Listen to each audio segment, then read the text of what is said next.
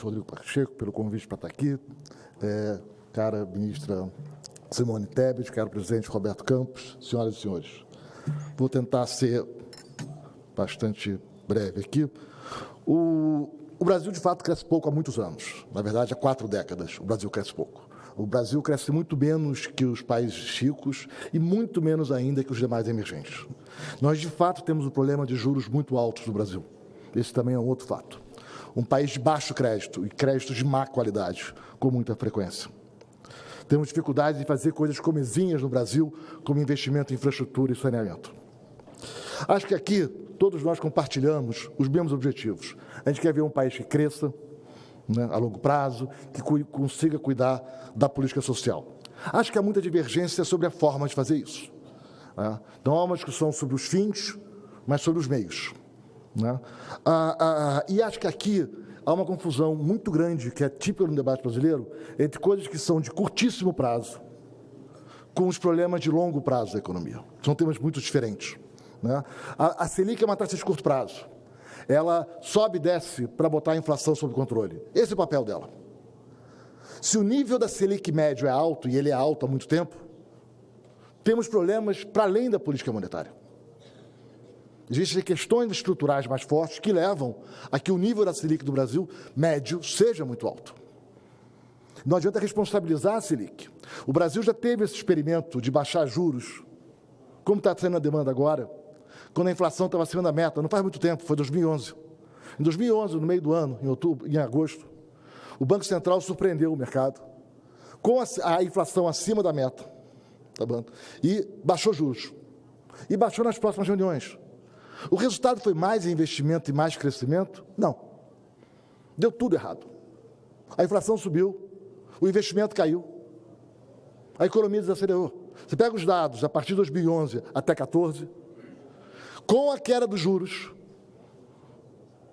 com a inflação acima da meta, trimestre após trimestre, o investimento cai, o PIB cai, tem uma leve recuperada no fim de 2013. Pega os dados das empresas de capital aberto, que receberam uma quantidade impressionante de crédito subsidiado, algumas vezes com taxas de juros reais negativas, que foi o PSI, e você pega os dados das empresas de capital aberto, com juros negativos, e o investimento cai. Esse é o trabalho do Carlos Alberto Roca. Então, acho que vamos separar uma questão de curto prazo, que é oscilar a Selic para evitar que a inflação saia de controle. Outros países tentaram baixar, recentemente, a taxa de juros básica para reduzir a inflação. A Turquia tentou. A Argentina tentou. Não deu certo. Tem muita pesquisa sobre política monetária envolvendo dados de painel. Dados de painel que a gente chama de economia são muitos países, dezenas de países, ao longo de dezenas de anos. A meta de inflação tem 30 anos, começou na Nova Zelândia em 91. A gente sabe mais ou menos como funciona o modelo de meta de inflação. E o objetivo do Banco Central tem que ser botar a inflação sob controle. Não são anúncios, não são promessas, não é uma questão de retórica. E o Banco Central tem que, sim, cuidar muito da comunicação, porque, senão, os juros de mercado sobem. Se o Banco Central passa a impressão que vai ser leniente com a inflação, que talvez não seja tão duro, é curioso esse efeito reverso. Você promete que vai ter uma meta de inflação maior. Ah, bom, provavelmente a inflação vai ser maior, os juros serão maiores também. Infelizmente, os efeitos são contrários dos pretendidos. Nós já vivemos isso. Né? No primeiro governo Lula, né, tinha um problema de inflação alta, né? Uma economia que estava entrando em recessão. A Miriam estava saindo, estava chegando. E qual foi a agenda do governo naquele momento? Primeiro, um discurso muito claro sobre a necessidade de superávites primários maiores do que estavam previstos. E ao longo de muitos anos, o documento da Fazenda, de abril, falava em 10 anos, com as simulações sobre a evolução da dívida. Para reduzir a dívida, que caiu de 60% para 30%, a dívida líquida. Segundo, a autonomia do Banco Central subiu os juros, tivesse que subir para botar a inflação em ordem. A gente teve que enfrentar 6 meses muito difíceis daquele começo de 2003. E a Fazenda alertou que ia ser difícil. Eu fui publicamente criticado que minhas previsões de crescimento eram piores do que todo mundo, até do Banco Central. Eu apanhei do ministro do planejamento, eu tinha o pior número. Não estava muito errado, não, tá? Enfim, a gente fez questão de ser claro sobre a dificuldade que seria aquele período, o ajuste. Mas pagou. A economia, rapidamente, no segundo semestre, começa a se recuperar de 2003. E ela volta, um processo natural, com inflação mais baixa, uma recuperação saudável. A curva de juros, para usar o jargão, você tem os juros de curto prazo, que é o de hoje, a Selic, que é de um dia, tem juros de 6 meses, 1 ano, 5 anos, que estava muito inclinada naquele momento, ela fecha.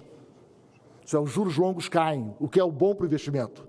Mas ele caiu porque teve o primário e porque um Banco Central mostrando que não ia ser leniente com a inflação. A mesma coisa aconteceu no governo Temer. A curva de juros no fim do governo Dilma estava muito inclinada. A Selic já era alta, acima de 14, mas as taxas longas eram muito maiores. Assume o governo Temer, tem o teto de gasto, né? E o que aconteceu com a curva de juros? Ela fechou. Os juros longos fecharam, caíram. Foi o que nos tirou da recessão. Porque os juros longos de mercado é o que afeta o investimento. E aí o Banco Central com o Ilan pôde progressivamente reduzir as taxas de juros, porque a inflação estava caindo, mas ele reduziu porque a inflação estava em queda. E a Selic saiu de 14,25 em outubro para pouco mais de 6 em março. Em 5 meses, uma queda de 8 pontos na Selic. O tempo está acabando. Mas também em 2003, quer reformar, entender qual é o problema da taxa média de juros ser alta, tem que tomar muito cuidado no Brasil para não confundir a causa com o efeito. O sintoma são os juros altos. Juros altos são o sintoma do problema. Mas tem um fator por trás que leva a essa febre. O governo começou em 2003 uma agenda de melhorar as garantias do mercado de crédito. Consignado a alienação fiduciária para automóveis, patrimônio de afetação, nova lei de falências. E tem muita pesquisa aplicada sobre isso, publicada em journals fora do Brasil, em revistas acadêmicas, com microdados, testando o impacto que essas políticas. Em todos os casos, os juros caíram. No consignado caiu, na alienação fiduciária de automóvel caiu.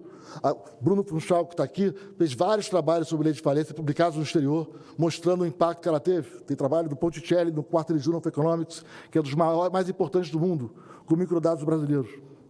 Então, existe uma agenda para reduzir juros, mas essa agenda tem que enfrentar os problemas dos juros, o problema que leva a essa febre. Né? E, para a taxa básica, é o fiscal. O Brasil tem tido muita volatilidade no fiscal nas últimas décadas, muita volatilidade.